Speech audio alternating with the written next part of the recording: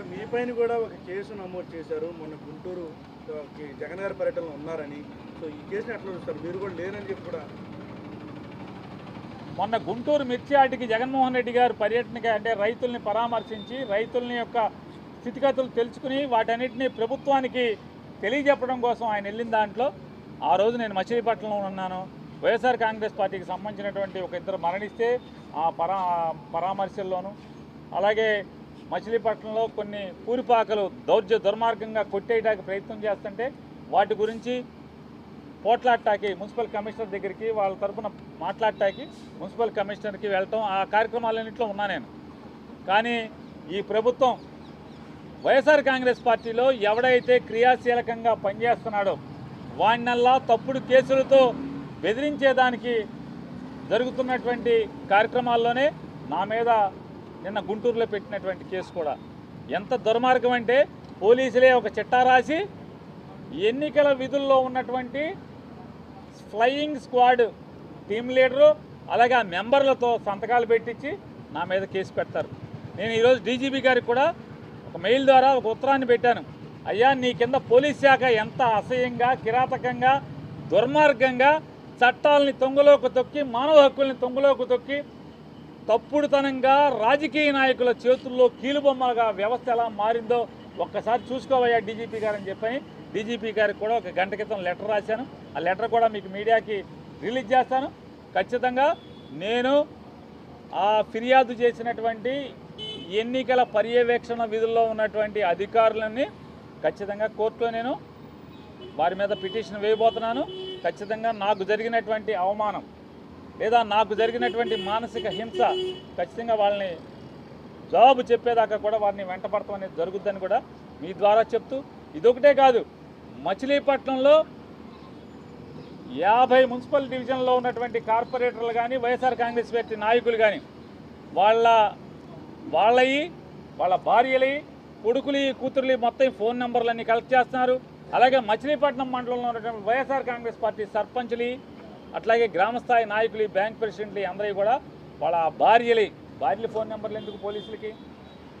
అంటే పార్టీలో తిరిగితే కనుక నీ మొగుడిని లోపలేస్తాం లేదా మీ నాన్న లోపలేస్తామని చెప్పని వాళ్ళ కుటుంబ సభ్యులను కూడా ఫోన్లు చేసి బెదిరిస్తాకి, లేదా ఇప్పటికే మా ఫోన్లన్నీ కూడా ఎవరో చంద్రబాబు గారు చుట్టం అంట ప్రకాష్ ఏదో ఉంది ఆయన పేరు, రమేష్ హాస్పిటల్ దగ్గర ఆఫీస్ పెట్టారు.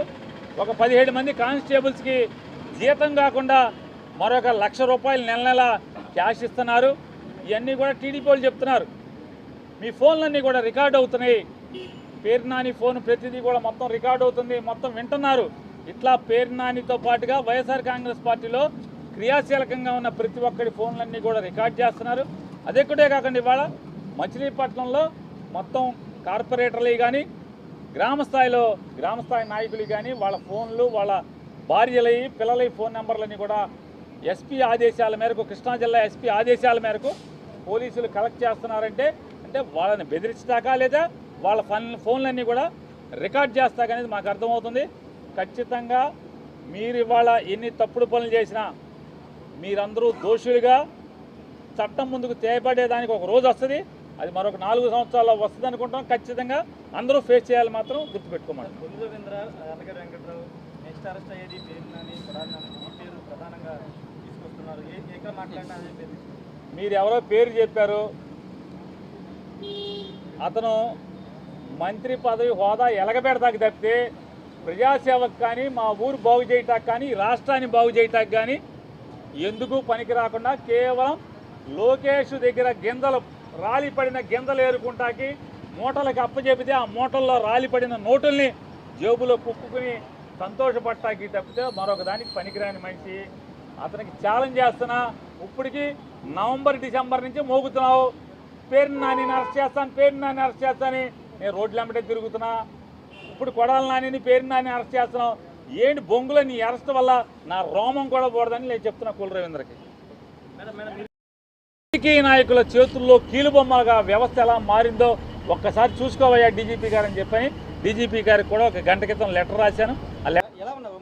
వంశీ గారు బాగానే ఉన్నారు, ధైర్యంగా ఉన్నారు. ఏం మాట్లాడారంటే రెగ్యులర్గా ఎలా ఉన్నారు ఏంటి, ఫెసిలిటీస్ ఎలా ఉన్నాయి, అవే హెల్త్ కండిషన్ బాగాలేదని ఫైనల్ ఇబ్బంది ఉందన్న అదేమన్నా దానికోసమే రిక్వెస్ట్ పెట్టాం, మారుస్తున్నారు రూమ్.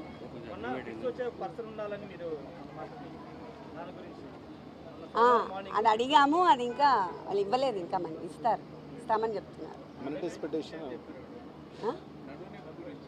అదే టేల్ బోన్ అదే కింద పడుకోవడం వల్ల ఎక్కువ అవుతా ఉంది కాబట్టి రూమ్ అడిగాము. ఈరోజు ఆర్డర్ పాస్ చేశారని చెప్పారు, ఇస్తారు షార్ట్లీ. అవేం లేదండి. లేదు లేదు నేను చెప్పట్లేదు. వాయిదాల మీద వాయిదాలు ఎందుకు వేస్తున్నారంటే కౌంటర్ వేయడానికి వాళ్ళ దగ్గర మెటీరియల్ లేదని చెప్తున్నారు.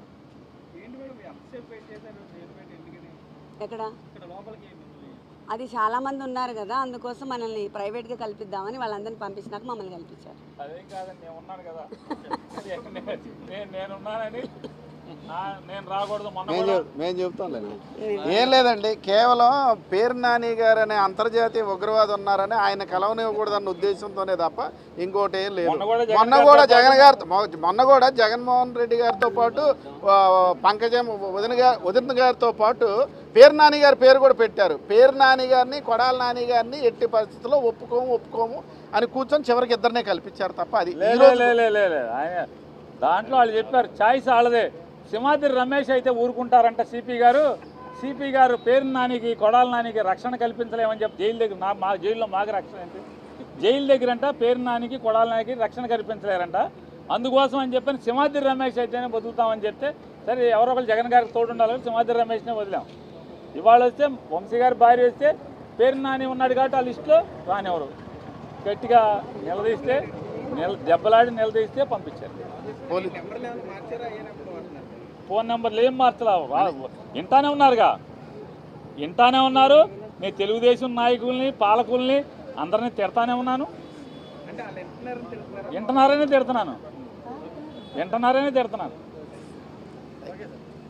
గారిని కలవటం జరిగింది. వారికి అంటే జైల్లో నేల మీద పడుకోవడం ఆరోగ్యరీత్యా ఇబ్బందికరమైన పరిస్థితులు ఉన్నాయి. దానికోసం అని చెప్పని జైలు అధికారులను కూడా ఆయన రిక్వెస్ట్ చేశారు, వారి శ్రీమతి గారు కూడా రిక్వెస్ట్ చేశారు. జైల్లోనే ఏదైనా గట్టున్నటువంటి లేదా అరుగు లాంటి చోటు ఉన్నటువంటి దాన్ని కేటాయించమని చెప్పని రిక్వెస్ట్ చేశారు. ఎందుకంటే వెన్నుపూసలో వారికి ఆరోగ్య సమస్య ఉంది కాబట్టి రిక్వెస్ట్ చేయడం జరిగింది.